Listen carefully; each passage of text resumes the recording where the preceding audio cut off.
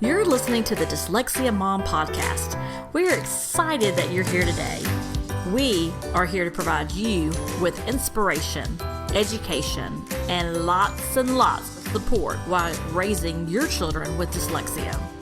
I'm your host, Nicole Holcomb, a mom just like you raising a daughter with dyslexia. And by the way, I also have 20 years of experience as an educator, school counselor, school district administrator, and an attorney. I can't wait to share conversations with you about parenting children with dyslexia. If you want to raise happy, healthy, and successful children while keeping your sanity and enjoying your best life along the way, then you're in the right place. This is the Dyslexia Mom Life podcast. Have you ever gone to a Facebook group to ask a question about dyslexia, or maybe just to hang out with some other moms and see what they're talking about local schools and programs, maybe local tutors? Well, when my daughter was evaluated in first grade for dyslexia, I read a lot online and spent a lot of time on Google and Pinterest and Facebook groups and Instagram groups. My background is that of a school teacher, school counselor, a district administrator, and an attorney. So I'm pretty good at research, and it is something I enjoy to do. To be honest, it gave me something to do with my time as I was trying to make sense out of all of this. But part of that is also I am pretty good and spot on at people not being authentic. And so after weeks of research, I had a few sites that I trusted that I would go to for information when I was looking for specific things that I was struggling with or that we needed answers to. But what I did quickly find was that no one was offering a perspective that I could identify with. So I decided to offer what was missing and a way to serve moms. In this episode, we're going to talk about the 5 myths I see most often associated with dyslexia. And you've probably run across many of these. So let's get started. Myth number 1. If your child doesn't reverse her letters and numbers, then she isn't dyslexic. Whew, I've heard this myth a lot. And to be honest, at the beginning, before I read anything about dyslexia, that's what I thought it was, backwards numbers and letters. But it's so much more, as you already know probably. I remember even our family optometrist told me that she may not be dyslexic. This was after a 30-minute exam, and she was able to identify just a limited amount of letters that he had on the chart. And he said, well, I don't see any signs of her reversing her letters. So that was eye-opening for me. Even in my own medical community, they didn't understand. Myth number 2. Your child is too smart and too creative to be dyslexic. So although dyslexics are slow readers, their writing may not even be legible, and most are poor spellers. They may always struggle with that. That's just part of who they are, being dyslexic. But they are also some of the most intelligent people you will ever meet. A dyslexic mind can literally see things that we cannot even imagine. It is actually amazing to sit back and watch a dyslexic child work through a problem or a project and what they see and what they describe to you. And some of the most successful people were dyslexic. I think I mentioned this in a previous episode, but Walt Disney, Albert Einstein, George Washington, and probably one that most of us can relate to, even Steve Jobs. Today, there are so many people using dyslexia strengths to build notable careers. Think Tom Cruise, Steven Spielberg, Cher, Jay Leno, Richard Branson, Ted Turner, Aaron Brockovich. So really, being dyslexic is not a disability. It really is a different way of thinking, quite literally, and it really can be remediated, although it's never cured, and children can be quite successful. So, myth number 3, if your child would just try harder, she would be a better student. So it's all about the effort, is what many people think. But if a student is not remediated, if she doesn't learn how to break that code, which we'll talk about in another episode, then she will continue to struggle to learn to read and possibly with math as well while in school. And as our children get older, the focus, as you probably realize, learning to read changes to reading to learn. This may be where you see your child to start to struggle the most. Your child may have been a whiz at math, but now is struggling. Is your child just now being introduced to word problems?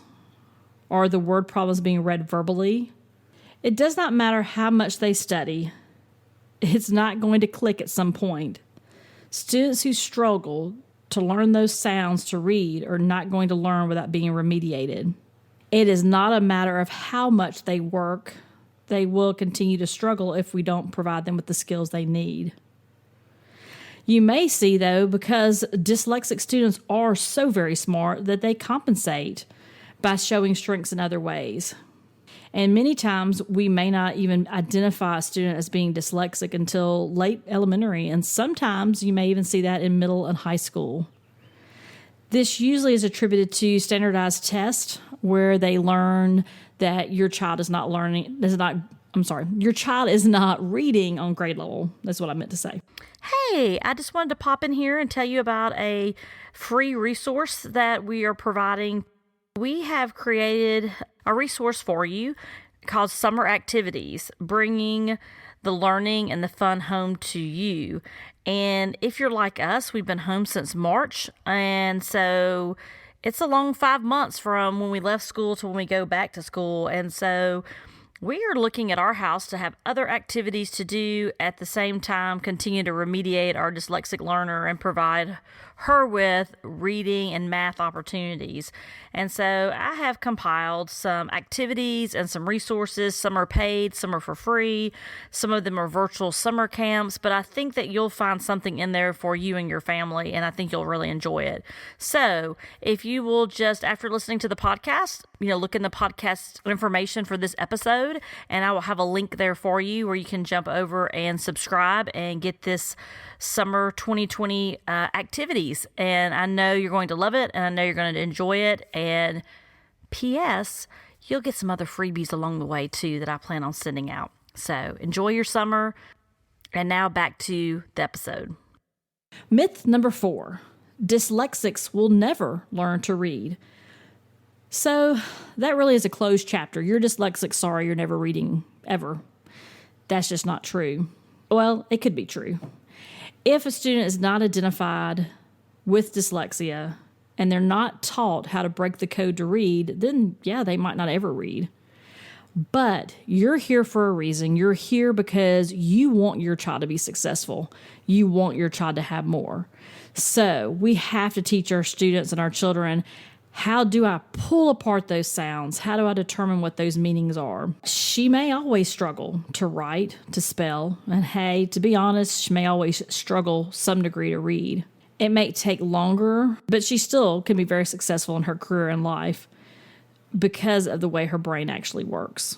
Once we're able to expose our children to the reading strategies they need, they can use those strategies to become a better reader. Now, I think, though, also another piece of that is that many dyslexic learners could also benefit from hearing those things. They might be more of an auditory learner, as we call them. So they could benefit from audiobooks, more time to complete their assignments, and speech-to-text technology to help them learn. And we'll get into that more as in coming episodes. Myth number 5. A student can't be tested for dyslexia until she is in the 3rd grade or older. We just have to wait to see if the reading problems are developmental or not. Okay, this is a myth that makes me so mad because it's just not true. A child can be tested for dyslexia as young as kindergarten. If you have dyslexia in your family, if you have a family history, then you know what you're looking at. You can go ahead and get an assessment completed early and get that remediation early when they're still can learn those pieces so much easier. We know that the earlier we get to them and teach them those reading strategies, the more successful they're going to be. We also know as students begin to struggle and don't get the help they need, their self-esteem, it's going to take a huge hit. You may be here because your child's experiencing bullying. You may find that your child's not wanting to go to school. I mean it all. This even happened to us as early as first grade. Our daughter would tell us daily, my tummy hurts. Sometimes even during the day, I would get a message from her teacher saying she just doesn't feel well. So watch for signs. Watch for those signs of social and emotional struggles. That's when your mom intuition is going to kick in, and you're going to know, are we at the point to do more? Are we at the point to have an evaluation? Are we at the point to ask some different questions? Are we at the point to seek private reading and math tutoring? Do we need to make a plan for next school year? Listen to what your child is saying. Listen to your gut. And listen to what you think is best. You know your child better than anyone. You can decide to ignore all the wrong information that's out there in the world, and we can all try to educate others about dyslexia. I want you to know that you have my support. Our kids are caring, they're bright, they're smart, and with you as a mom, your child will know you are in his or her corner no matter what they struggle with. And it's never too late to start remediating your dyslexic learner. Many, many people have found success even in high school and college. So stay strong. We're going to make it through this. Okay, you know it's coming. Have you subscribed yet? Have you subscribed to the podcast? If not, I would love for you to do that today. I don't want you to miss out on an episode. I'm going to be publishing episodes every Monday. I'm going to be adding some bonus episodes that may drop on different days. There's a good chance you might miss out on some of those if you don't subscribe. I would also be grateful if you would leave a review on iTunes. Those reviews help other people find the podcast. Thank you, and bye for now.